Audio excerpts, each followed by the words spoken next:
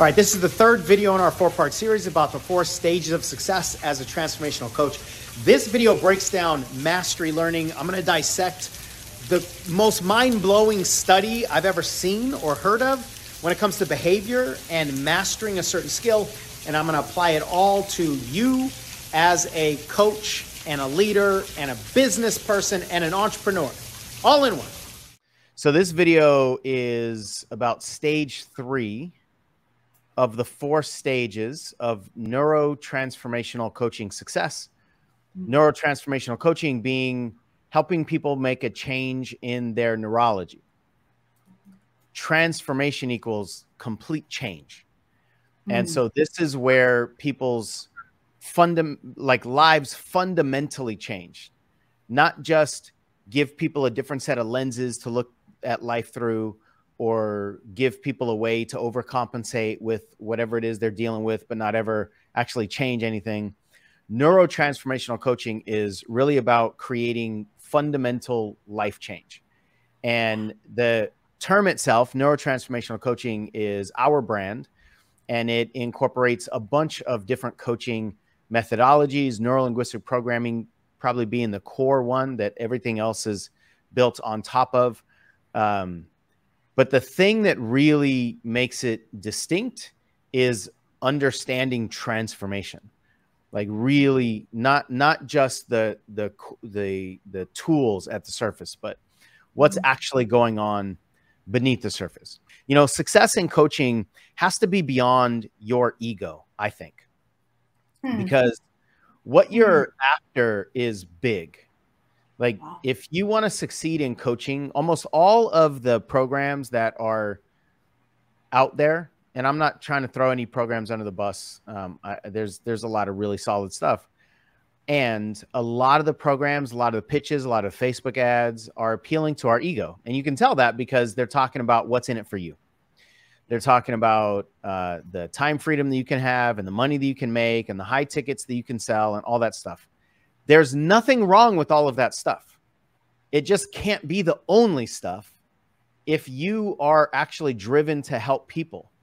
Right. Your ego's desires will not be big enough. They will not be strong enough to overcome the challenges because they don't matter enough to you. If they mattered enough to you, you wouldn't be struggling with all of the information out there that are teaching you how to make money. So that's not an indictment of you. I'm not saying that anything has to change about you. You just need to find something that is aligned with what is going to inspire you to take action. And what I said to kind of jump on the soapbox is that it's got to be bigger than your ego. Coaching people and helping people change their lives, that's really, really noble work. And you can make a lot of money doing this. Absolutely. I've been doing it full time for 18 years. We made millions of dollars. You can make a lot of money and get a lot of that stuff that we want, our ego wants. We can get the freedom, we can get the time, we can get the money, we can get, you know, all that stuff that we want. But that's got to be, in my opinion, it's got to be secondary to doing the work that is helping humans, doing the work that helps humanity. All right. So in this video, the last 2 videos have talked about the first 2 stages of success as a neuro-transformational coach. Stage 1 is introductory information. That's where you get excited about doing this new thing and you start learning information. It's fantastic. It's the first step. It's just not the only step. It can produce certain things, but it just can't produce everything that you need to grow and that you need to start succeeding on your path to what should be ultimate, or not ultimate, ultimate, but much more higher level success and commitment for yourself. Stage 2 was, what did we call it? Something implementation.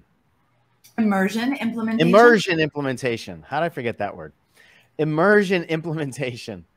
It's brand new content, by the way. It came to me in a dream literally Saturday morning.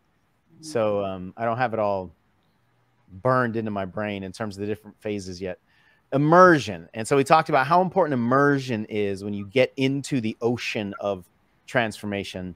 So if you want the deep dive explanation of those either again, or you didn't watch them, you can go to the playlists that we mentioned and watch those. Today, we're going to get into stage 3. Now, most people, in my opinion, never leave stage 1, but it's because of the way that we're programmed to learn. We think that stage 1 is all it takes.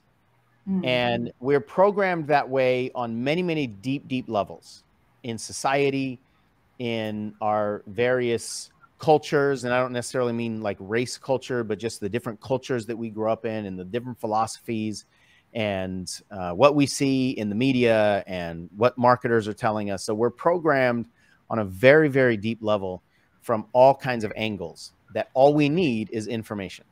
And if like knowledge is power, a co-host and I broke that down on a podcast just the other day. Knowledge isn't power. Knowledge gives you nothing. Knowledge just gives you like potential for power. Yeah, access. Knowledge gives you potential for success. Access to what? Access to power. Like it gives you like an opportunity, and like an access opportunity. Yeah, it's an opportunity for, but only applied knowledge will give you anything. So you have to apply the information. If you don't apply the information, I can make an argument that it's better to not have the information. So most people don't ever get out of stage 1, but it's because of the way that we're programmed. If you do get into stage 2, then you start to get all this immersive experience and the benefits that come from that. I would say, I don't know, maybe 10% of the people in the coaching industry, and that might be high. I don't know even how to measure this, but if I just had to guess based on all my discussions and asking people what they've done, what they haven't done, and why they're struggling and where and all that, maybe 10% of the people actually commit to immersive experiences. And that's stage 2. It's important, it's required, but it's not the last stage either. Stage 3, almost nobody gets to. And I mean, you can't get to stage 3 unless you get to stage 2, right? Unless you are committed to stage 2. So before I break down stage 3 and fit it into the framework that we're talking about, I want to talk in a broad level about the commitment to mastery. We've talked about this here and there over the course of a long time, but I want to break it down for you in a way that we've never done before, because this is new for me. I just heard about a study recently on mastery, and it was exploring this idea that mastery takes 10,000 hours. That's a concept that was popularized, I believe, by Malcolm Gladwell. And he's a famous author. And you know, this whole idea of 10,000 hours is what it takes to become a master. And of course, there's all kinds of variation. And are we talking about being a master musician or a master coach or a master speaker or whatever? So there's all kinds of variables, but common thinking has been 10,000 hours. And a lot of people have purchased that idea, right? Just energetically purchased the idea. But this study was so fascinating to me because it challenged the idea that it just takes 10,000 hours. And so one of the things that they did is they studied chess players. Chess players are widely regarded as obviously highly intellectual, but masters, right? And there are actual labels like a master chess player, and you can kind of rise through the ranks of your ability to play chess. And chess is held on to as a game that is a much higher level of strategy. So it's not just checkers, right? Where, you know, my thing jumps over your thing and then we win. Not that checkers doesn't have its own strategy, but chess is many, many multifaceted layers deeper than checkers. In fact, that's an analogy that we hear a lot. Like so-and-so is playing checkers, but they're playing chess, right? And that is the analogy of somebody else is just playing a higher level game. So they did a study with chess masters. And one of the studies that they did is they tried to understand memory. So they gave chess players a chessboard and they put all the different pieces in the different squares in the chessboard. And then they asked the player, the subject, to recall, like they give them a blank chessboard and they ask the player to record or basically recreate the chessboard, right? And they could like go as far as they could go and then look at the board for 5 seconds and then go back and fill in their thing and then go as far as they can go and then look back at the board and so forth. And so a lot of things came out of it, right? The master chess players were able to remember immediately more of the pieces. They had to go back and get help less times, and it took them less time to create it, all that stuff. And we would expect that, right? So the master chess players did better than I don't remember what the labels are, but the ones below them. But then none of that is interesting because that's expected. But then what they did is they put the pieces in ways that they would never show up on a chessboard. Like they just put, and I can't really fully explain it enough because I don't have the understanding of chess, but pieces that would, like, you would never see these configurations because it just doesn't make sense. And in that part of the study, the master chess players did no better than everybody else. So what does that mean? What that means is the chess players' memory was much better because they recognized the game that they understand so deeply. But if you were to just give them a chessboard with 64 squares and random things in it, they don't recognize anything on that because they don't understand. They've never seen that thing in the game that they really fully know. So in that case, their master level chess skills are not useful. And then it's just, how do humans remember stuff? So the master chess player did the same as all the other people, because now at this point, it's just human memory. The playing field was equal. The playing field was essentially equal. And so the huge takeaway from this is that building expertise is largely about recognition. And my add-on to that is that most of us learn through recitation. Most of us learn through reciting and regurgitating. You just said "fuck" out loud. I did. So you want to go ahead and unpack that?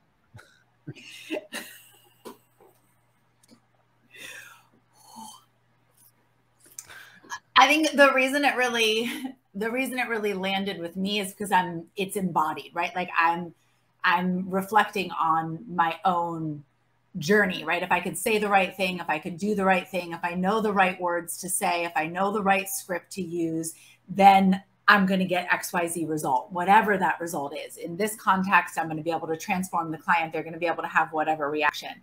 And so it's kind of a flashback to the dependency that I didn't want to have on myself, but wanted to have on the tools and be able to just recite them, knowing that if I didn't have to reference my manual and I just had everything memorized, then I could give everything back. And in that process, I wasn't in the recognition place. And I see so many coaches doing that. Right, because you can't. Like one of the main takeaways that I want you to have, all of you to have out of this video, and Michelle's just reacting like in real time because I've never taught this stuff, like literally. It's a study that I've just looked into and I'm sharing it for the first time, including with Michelle. So you might get more entertaining, vulgar, maybe responses. We shall see. But one of the big things that I want you to get out of this is you cannot learn mastery level traits or build mastery level muscles if you're learning in a different way. So if you're learning to recite, you cannot be simultaneously learning to recognize, because those are fundamentally different learning paths. Dang. Yeah. Recitation and regurgitation is I learn something and I give it back. All of us have learned that way in school. Sure. Now, schools were designed to produce commodities. Schools were designed to produce people that would do what they're told, that would build a skill so they could work for the industries and work for the companies and do what they're told. Schools were designed to build employees out of people. That's exactly what they were designed for. That's why the majority of learning in school is recitation learning. It's called rote memory. I'm going to explain that here in a moment. Recitation only relies on intellect. It's the only thing that will be lit up. It's the only thing that will be built in recitation learning. Recognition learning builds intuition. One of the things that one of the chess masters said in this study is when he's playing chess, he doesn't think, he just reacts. He just knows what to do. They do this and he does this. And if you've ever seen speed chess, I was always fascinated by that. Now this makes more sense. Speed chess, where they do their moves super fast and they're being timed. And I don't know I don't know all the rules, but like they make a move and then they hit their button and stops their timer. And then the other person makes a move and then stops their timer. So that timer, I don't know if they have like a minute or a certain amount of time, or whoever wins and then they get points for the least amount of time. I don't know how all that works, but it's always amazing to me that these people are making high level moves just literally immediately. But now this makes sense, is because they're not thinking, they're reacting intuitively. And that's the difference between recognition learning and recitation learning. So there are 4 criteria that came out of this study that is much bigger than just the 10,000 hours of practice. First of all, most people don't practice enough anyway. But even if you were to just practice, you won't get to mastery by just practice. We have this idea that practice makes perfect. Nope. Practice makes permanent. Practice does not make perfect. Practice just by itself doesn't even mean that you're going to get better. You have to practice with intention. So there are 4 criteria. The first one is a lot of repeated attempts with feedback. If you don't have any feedback, you're not getting better. So if you're practicing your coaching on people, but you don't have somebody watching that coaching and giving you feedback, your coaching is not getting any better. In fact, because of the nature of the way that we learn, your learning will probably start to shrink, meaning you'll start to get comfortable in certain areas and you won't go beyond the areas that you're comfortable. And just practicing on your own without feedback will actually make you a worse coach in this context of coaching. The second thing is timely feedback. The feedback needs to be quick, as soon as possible to when you're in the thing. Did you want to add something or ask something? Not yet. Okay. So I'm just agreeing. I'm excited. Got it. Timely feedback. So if you practice your coaching and you get feedback from, I mean, even if it's about your coaching, but if you get generic feedback, even more so, but it's delayed, you've left that space. So your learning isn't going to be as powerful because you're not in that, in that space anymore. Right. So it's got to be timely feedback, and the feedback needs to be from an expert. So timely expert feedback, somebody that's done what you're trying to do and is going to be able to help you continue to evolve, right? If you don't get timely expert feedback, it's virtually impossible to improve, because it's just practice, and it's just making things permanent, but it's not improving, right? The third one is, this one was I had to really break down this for a little while to understand how it translates into coaching. It's predictable environments and variables. Now, the reason that didn't make sense to me immediately is because humanity is not predictable. There's nothing that's predictable about humans. We say all the time, your script will never survive collision with the human. So, but this isn't about predicting what people will say. It's about living in a predictable environment, living in a predictable arena. So one of the things that we've learned, this was one of the fascinating things back for me, maybe 3 or 4 years into my coaching journey, I realized humans actually work shockingly similar to each other. So people that have similar experiences create similar coping mechanisms, and people that have fears create similar patterns to overcome those fears. Right. Traumas operate similarly in the human body, and the reason is because our brains are mostly similar to each other. Yeah, our brains work in similar ways. So if you learn deep enough, you can actually get to predictability. But you have to learn deep enough about the mechanism that's in charge. In this case, we're talking about the human brain. Right. If you learn about the human brain, then you can be in this predictable environment with predictable variables, knowing that because I understand how the brain works, and because I understand that trauma in childhood usually leads to this, and because I understand that fear usually operates 2 steps removed, and because I understand that conflicts at a deeper level cause us to shift around our values and seek comfort all the time, and because the brain is always looking for safety, and the brain is always looking to be prepared for whatever's around the corner, because I understand how the brain operates at a deeper level, I am informed at how to then facilitate the unpredictable human. So there's got to be some level of familiarity and predictability, but in coaching and in humanity, it's found at a deep, deep level in how people operate. Yeah. Understanding the human behavioral machine, which is the brain. When you understand that, you too, I think, will be shocked at how predictable human behavior is. Details are different and unique for every person, but generalized human behavior is shockingly similar. And it's one of the reasons why we hear these comments all the time. We talk about, you know, why we do certain things and how sabotage works and all this stuff. And so many times people go, are you in my head? Right. The answer is yeah, kind of, because we're deep inside of our own heads and we're deep inside of our own brains. And if we go deep into how the brain works, there's going to be a lot of similarity across humanity. So there's got to be that level of predictable understanding at a deep level. And then the fourth one, people are going to hate this, but you're going to love it if you understand the concept, or at least like get it if you understand the concept, because hopefully it'll be liberating to you, actually, is deliberate discomfort. Deliberate discomfort. What that means is you have to deliberately put yourself in situations that are not comfortable to you. That doesn't mean you have to be scared. It just means, like in the coaching world, deliberately put yourself in situations with the different people having different issues so that you can build the muscles and build the certainty at a deeper level that will continue to allow you to grow as a coach.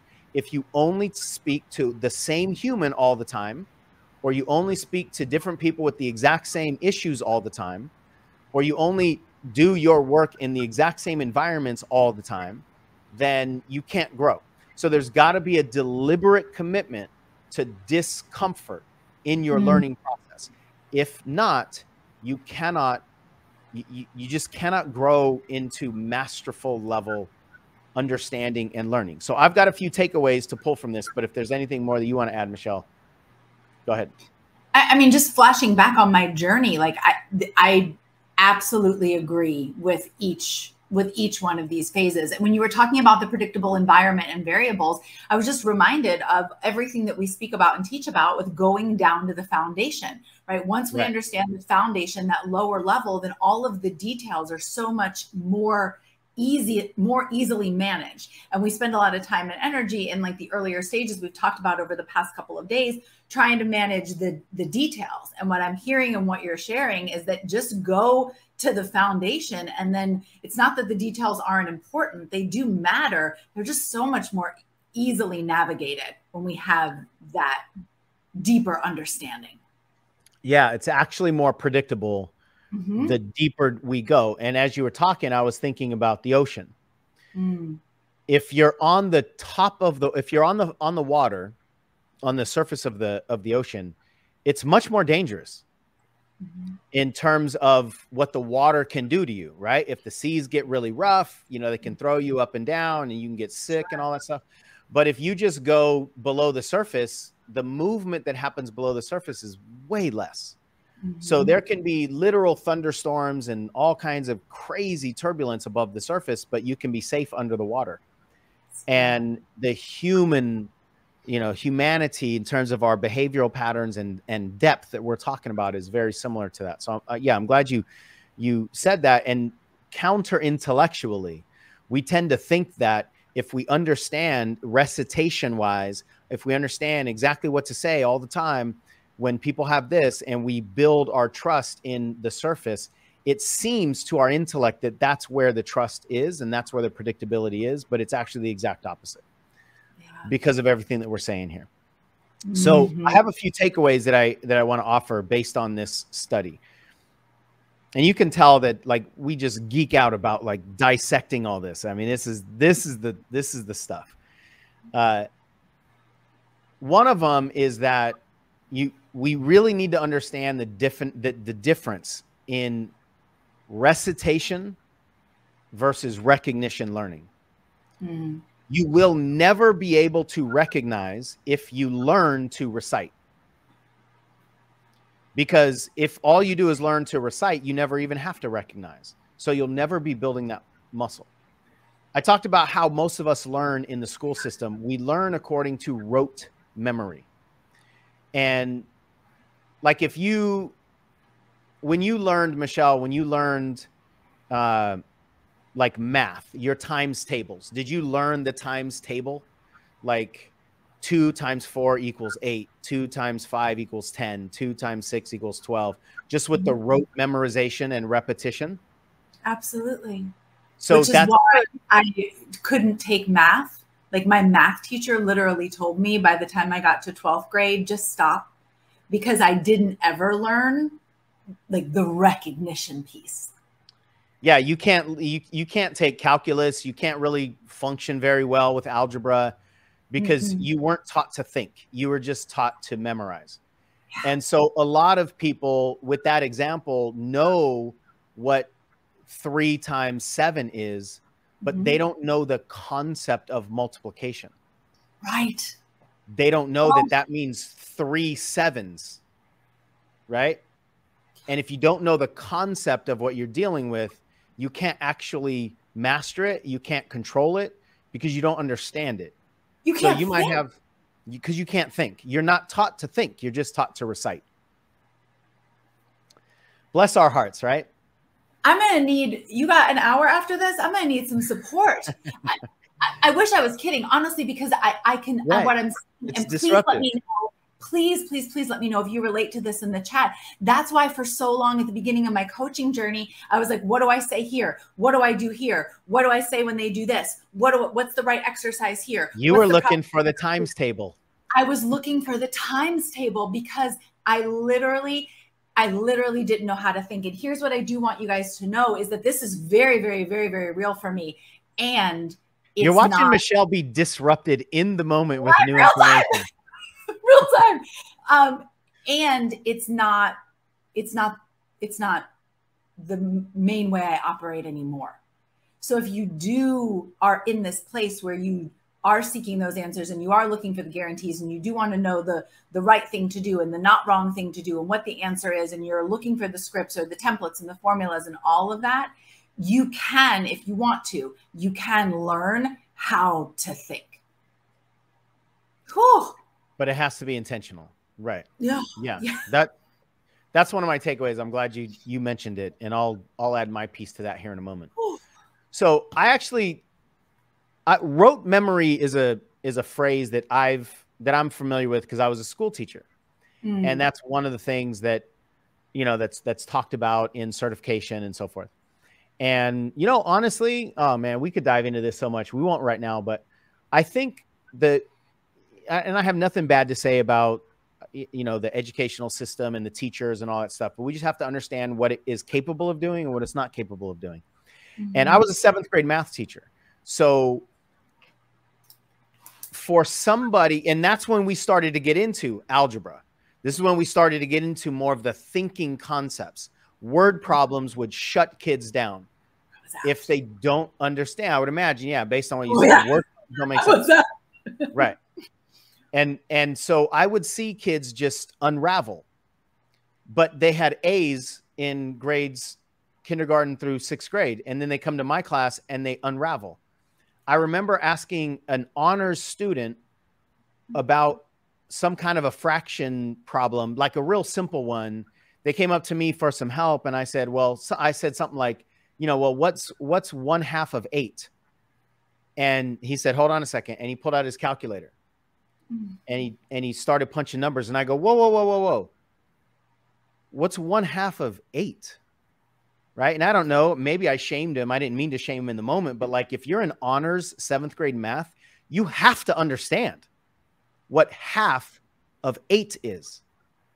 But he didn't. He needed the calculator. He needed the scientific calculator. Now he knows how to figure it out. You just type this in and you just hit equals and then he goes, oh, 4.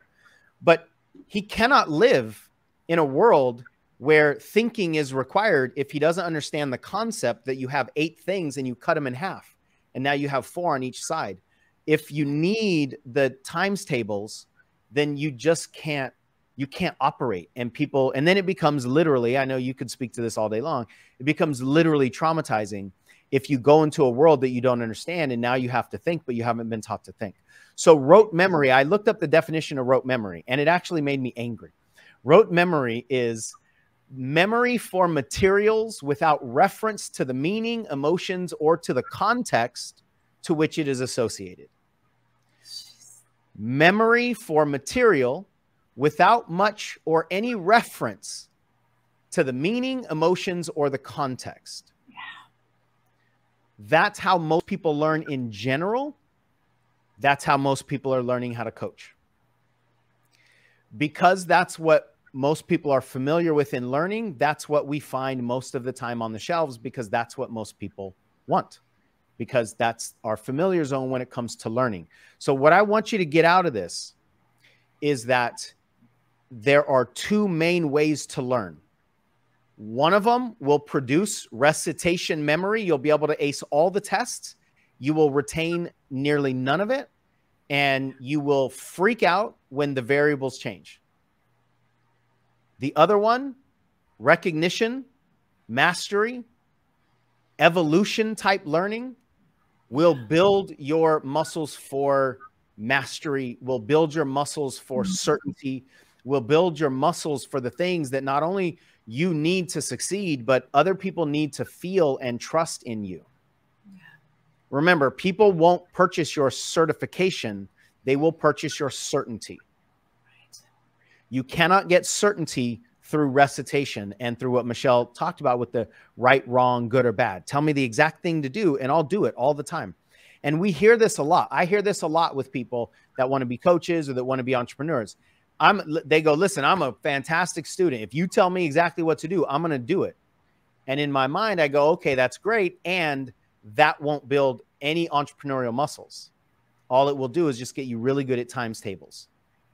And then somebody else needs to continue to tell you what to do, right? So you cannot be independent if you learn through recitation. You cannot be independent if you learn through recitation. It's familiar to us, but there is another way to learn. Recitation is about doing what you're told, predicting what's going to happen, and then just following that. By the way, there's nothing wrong with that. There are just certain things that you cannot create with that kind of recitation, repetition, like being cemented, right? Like if that's the only programming, there's nothing wrong with it. It's just good for some things and impossible for other things. That's it. That's all we're saying. There's just 2 different lanes. If you're in this lane, fine. But if you want the results of this lane, you have to go into that lane, right? So it's not just about what you're learning. It's about how you are learning it. But what you're learning must be constructed in a way that's going to move you along the path. Otherwise, even if you learn from a recognition place, like if you are a recognition learner and you go into a classroom and the teacher just gives you times tables, you won't be able to recognize because the learning environment isn't set up for recognition learning. So you need to be in the learning properly, but you also need to be in the learning environment that's set up for recognition learning. If either of those two things are not there, you can't get out of what's available for you because you're just, there's misalignment. So if you have a learning environment that's designed for recognition and evolution and independence, but you're in that learning environment with only recitation, you can't win. If you're in a recitation environment with recognition learning, you can't win because it's not set up for you. So you have to be in a learning environment that is created for recognition and evolution, and you have to be in that environment with the recognition and evolution energy. Yeah. Otherwise, the door to mastery is just not available. It'll just never open. Wow. It's just not possible. And that's why we say that if you commit to mastery, you will blow past success. Sure. But if you only commit to success, you will never even approach mastery. That's just the way it is, right? Because you're learning differently if you are only focused on success. And success can give you some false positives. They can give you some shallow wins, but they can never give you anything long-term. They can never give you anything foundational. It just can't. So I want this, and this is one of the things that Michelle was advocating for a little while ago. We want this to be empowering for you, actually, to go, oh, it's the way I've been learning. It's not me. I'm not the problem. It's the way I've been learning. And I just can't take a recitation approach and help humans change their lives.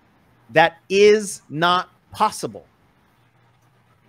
Hard stop, not possible. In every literal sense of that phrase, it is not possible. But it is possible to change your learning. It is possible to unlearn and relearn and start a new path. And relatively speaking, what you, Michelle, have done in a short period of time compared to how long you've been in this recitation learning, regurgitation, tell me what to do, I'll do it, for decades of your life, the amount of time that it is taken you to undo that is phenomenal. It's like, it's almost shocking to go, you've spent multiple decades learning a certain way, and in just a few years, you've completely shifted. And now you're able to teach from that place, which is a whole nother level of it. But you were able to get there, you know, in terms of being able to coach people in a very, very short period of time, relatively speaking. But if you continue to take the shortcuts, you'll never get anywhere near. And the other thing that I really want all of you to get is that everything that we're talking about is possible for anybody. Look at those 4 things. Many repeated attempts with feedback. Do you need to be smart? Nope. Timely feedback from experts. Do you need to have a PhD? Do you need to have had a 4.0 in high school? Or do you need to have some kind of advanced degree? No. You need to understand predictable environments about the human universal behavioral machine. Can you learn that as a human? You've been trying to figure yourself out this whole time. Can you learn that? Yes. Can you intentionally create deliberate discomfort and understand the process of uncomfortable growth? Yes. Nothing in mastery requires intellectual perfection or intellectual. There's a word I'm looking for. Like, you don't have to be intellectually advanced. You don't have to be a certain type of person. You don't have to have a certain type of background. Everybody can do this. Everybody can commit to mastery. Almost nobody will, but everybody can. The reason almost nobody will is because I think they just don't understand that there are 2 different paths of learning. And almost all of us are produced by one path, and what we want can only be produced by the other path. The final thing I want to say, just to highlight what you said earlier, you have to, if you want mastery, you have to get out of right, wrong, binary thinking. We call it zero sum. Everything is either right or wrong. It's good or bad. Somebody has this issue, what's the right thing to say? Mastery only lives in the world of it depends. But you cannot live in the world of it depends unless you understand the variables, you understand the environments, you understand the human brain, you understand all of the deeper foundational stuff. And then you can produce predictable outcomes with people because you understand at a mastery level what's going on. I hope. I thought I was going to get through this in like 10 minutes. Of course not.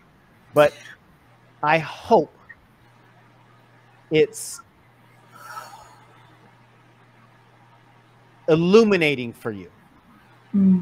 And with the illumination, I hope it brings hope to you. Because what I virtually guarantee all of you is that if you're struggling, you're probably not doing the wrong things. You're probably doing what you think are the right things wrong. Right. You're probably learning wrong. Yeah. And that's not your fault. It's not your fault. It's how we're all programmed. We were designed to be commodities. Right. To do as we're told for somebody else's benefit. That's literally how our educational system was created. It was created in the industrial era to produce factory workers. Right. That is why education was first created. It is a machine to produce a product on the other side of it. To this day, education still operates on top of those core principles. So it's not our fault.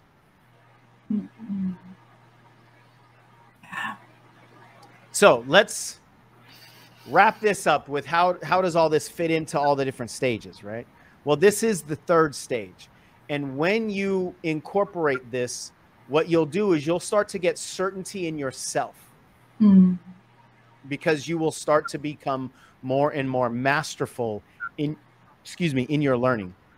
Yeah. And then you'll start to have conviction in the work. Remember, you're feeling about the work, you're feeling about yourself, and then you're feeling about marketing yourself and the work. They trail each other. Yeah. They're like 3 boxcars on the train, and they're tied to each other, but they trail. So you have conviction in the work now.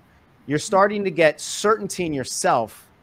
And now you're starting to understand a little bit more about the marketing. But there's all kinds of mistakes that we make in a marketing at this level. It's actually dangerous from a marketing perspective to have certainty in yourself and conviction in the work. And then we go out there and talk about it from those places. And that's one of the reasons why our earlier attempts at marketing don't work very well, because there's just more to learn. Yeah. And you just can't put words to the conviction and the certainty and have it land with people. Because think about it, you are 3 stages in. So you can't take 3-stage language that you're now fired up about, which adds more passion to the whole thing, and then talk to kindergartners, right? Talk to the kids that just want ice cream. So in our certification programs, I'm not going to tell you much at all about this because it doesn't matter unless you're at stage 2. It only matters because it's the continuation of the immersive learning in stage 2. Yeah. So we created a program that extends the immersion. Before we even, understood all these concepts, we just thought, what's missing out there? We created a program that extends all of this, and it just so happens to have all of that stuff that is in the mastery that, we didn't like mapped on perfectly, right? But it only matters if you get into the immersion level learning. So I'm not even going to tell you any more about our version of that. I will remind you that we do have stage 1 of introductory information. We call that BCC, which stands for Breakthrough Coaching Certification. It's the deep dive exploration of how the brain operates. I believe this is like 48 hours old for me. I believe it's the distinction that most people are missing. Mm. The distinction of understanding the machine of human behavior. Mm-hmm. If you don't understand the machine of human behavior, it doesn't matter what tools. Like, I could give you mechanics tools. If you don't understand how the engine of a car works, how good are you going to be with those tools? But you take a masterful mechanic and give them a stick and they'll probably be able to fix the car, right? The tools don't matter. It's the understanding of the engine that really matters. Sure. And that's what we really teach at a deep, deep level for BCC. So if you want more information, you can go to coachshansmith.com/BCC. The immersion certification program, it's a 5-day deep dive scuba diving event.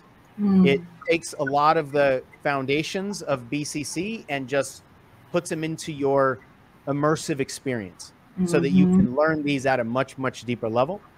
CoachSeanSmith.com/ECCP for that one. That stands for Elite Coaching Certification Program. I want to go back to one of the early thoughts to end this video. Was there anything you want to add before that?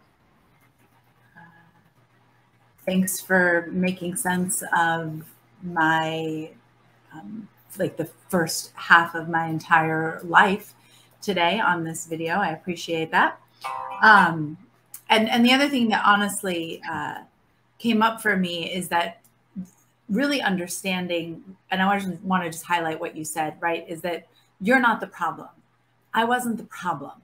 And I know that not everybody was, but a lot of people inside of this rote learning mentality are programmed to believe that they are, right? And the fact that we don't actually have to be smart is potentially activating for any of us who learned that we could use that rote way of learning to make ourselves look good. And so just if you're feeling any version of the uncomfortableness or the unsettledness, I just want to affirm that you've probably just not been with, and I'm going to say proper, and I mean aligned, right? You haven't been with the proper aligned teacher in the proper aligned environment with the proper aligned learning perspective. And you have an opportunity to do that here. And what I can say about you, Sean, is you're a phenomenal teacher, truly a phenomenal teacher. And you have patience with those of us, with the student, right, who is like one half of 8, right? You have a patience to that because you have this understanding of where the questioning and the doubt and the way that we're learning is coming from. So this is an opportunity for you to put yourself in that proper aligned environment with the proper aligned teachers and really transform the way that you're learning so that you can do the work you want to do in the world. Yeah, thank you for summarizing, well, not summarizing, but highlighting a few of those components. And the big takeaway that I want everybody to get is it's not your fault, but in the right, wrong worldview, it has to be your fault if you're not succeeding, right? Because that's the way that we're programmed. So if something is either right or wrong and you're not succeeding, well, then that means you must be wrong. Bingo. That's the only thing that matters. It's the only thing that makes sense. So it really, truly is about getting into a different way of learning. And I just saw, I scrolled up a little bit and I saw a comment from Kinsey that I think is also really important to, and you might have put it up earlier, but even if you weren't programmed in this way, in order to be a coach that can help a lot of people, you have to understand that so many people were. Yes. And if you don't understand that, then you'll only be able to help the people that were programmed exactly like you are. And that's just going to be a small percentage, actually. So the more that we understand all that's understandable at a deep, deep level, the more mastery that we have and the more certainty from your perspective as the coach, the more certainty you'll have. And the more certainty you have, the more successful you will be. The main reason most coaches don't succeed is because they don't follow what we just broke down. But they think and they hope, and it's not, again, not their fault. It's like, yeah, I know there's this other lane, but I'm just going to stay in this lane and keep putting my foot on the gas. You probably don't know there's another lane. Right. That's the sad part. And that first lane is a required, like that first stage is a required part of that lane, but you know, Totally. the lane merges. I just got this visual of if you're in that lane at some point, that lane has to merge into the stage 2 lane. And if it doesn't, you're just going to go off that cliff. You're just going to, you're going to hit the wall, because that's as far as that lane can take you. And then the second lane can take you so far, and then the third lane, and then the fourth lane. So this is really just understanding what has to be done, but how it can be done. And to your point, with a program or people that can actually produce it. Otherwise, it's just simply, it's not possible. And I don't mean for that to sound defeatist. I mean that to sound enlightening and hopefully inducing hope that you can do this. If you're willing, you can do it. 100%. So I've always said that I've never met a person that's not healable, just people that are unwilling to heal. And I'm going to attach that to coaching as well. I've never met anybody that's not able to learn how to fundamentally change people's lives. Just most people are not willing to continue the process. If you are, it's impossible for you to not get there. Well, if you like this video, first of all, I'm proud of you for getting this far. And second of all, go ahead and finish it out by watching part 4 of the series. Then we increase our performance. And when we increase our performance, we can actually move through these stages a lot faster. It's going to take time for all of us. We can't just move through the stages without taking the time, but the amount of time